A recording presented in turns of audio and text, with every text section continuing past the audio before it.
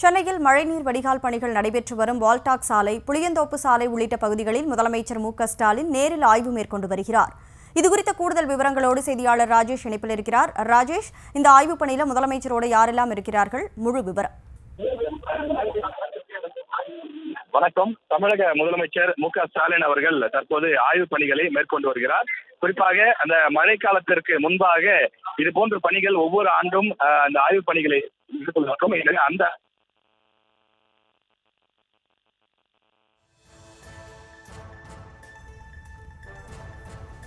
சென்னையில் மழைநீர் வடிகால் பணிகள் நடைபெற்று வரும் நிலையில் வால்டாக் சாலை, புளியந்தோப்பு சாலை உள்ளிட்ட பகுதிகளில் முதலமைச்சர் மு.க.ஸ்டாலின் தற்போது நேரில் ஆய்வு மேற்கொண்டு வருகிறார்.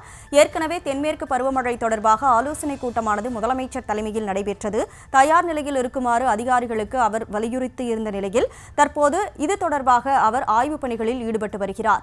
சென்னையில் நடைபெற்று வரக்கூடிய மழைநீர் வடிகால் பணிகள் தொடர்பாக முதலமைச்சர் மு.க.ஸ்டாலின் நேரில் ஆய்வு மேற்கொண்டு வரக்கூடிய அந்த நேரலை காட்சிகளையும் பார்த்துக் கொண்டிருக்கிறோம்.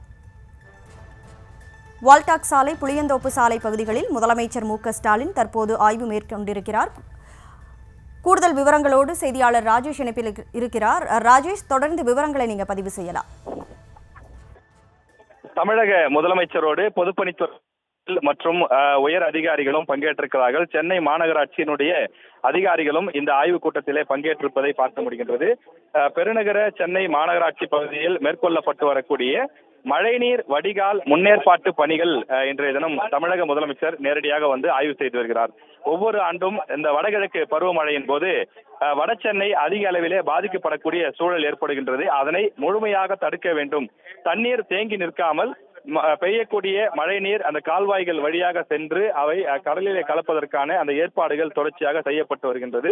கடந்த காலங்களிலே செய்யப்பட்ட அந்த ஏற்பாடுகளின் காரணமாக தற்போது மழை நீர் அதிக அளவில் சென்னையில் தேங்கி நிற்பது தடுக்கப்பட்டிருப்பதாக அதிகாரிகள் தரப்பில் தெரிவிக்கிறார்கள்.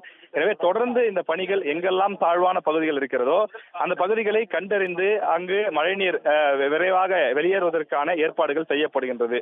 குறிப்பாக மழைநீர் வெளியேறுவதற்கு முக்கிய ஆதாரமாக இருக்கக்கூடிய அந்த கால்வாய்களை தூர்வாரக்கூடிய பணியும், அதே போன்று பல இடங்களில் ஆகாய தாமரை படர்ந்திருக்கக்கூடிய இடங்களிலே ஆகாய தாமரையை முற்றிலுமாக அகற்றுவதற்கான பணிகளும் துரிதப்படுத்தப்பட்டிருக்கிறது.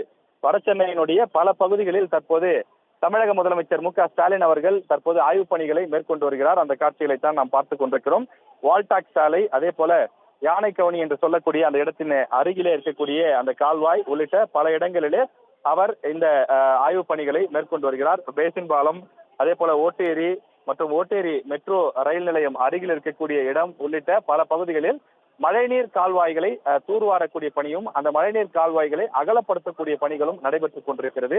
அருகருகே இருக்கக்கூடிய அந்த வீடுகள் மற்றும் சிறிய குறுகலான தெருக்கள் ஆகியவற்றிலிருந்து இணைப்பு போல அந்த கால்வாயை ஏற்படுத்தி அதனை பிரதான கால்வாயோடு இணைப்பு ஏற்படுத்துவதற்கான பணிகள் தற்போது நடைபெற்றுக் கொண்டிருக்கிறது. எனவே அதனை தமிழக முதலமைச்சர் முறையாக செய்கிறார்களா, முறையாக நடைபெறுகிறதா, பணி இன்னும் எவ்வளவு நடைபெற்றிருக்கிறது, இன்னும் எவ்வளவு செய்ய வேண்டிய அந்த பெண்டிங் பணிகள் எவ்வளவு இருக்கிறது என்பதையும் தற்போது தமிழக முதலமைச்சர் ஆய்வு மேற்கொண்டு வருகிறார். வடகிழக்கு பருவமழை பொறுத்தவரையில் அது அக்டோபர் மாதம் தான் தொடங்கும். அதன் காரணமாகத்தான் சென்னையில பாதிப்புகள் ஏற்படுவது வழக்கம். எனவே அதற்கு முன்கூட்டியே இந்த பணிகளை செய்ய வேண்டிய தேவை இருப்பதனாலே தமிழக முதலமைச்சர் மு.க.ஸ்டாலின் அவர்கள் தற்போது ஆய்வுப் பணிகளை மேற்கொண்டு வருகிறார்.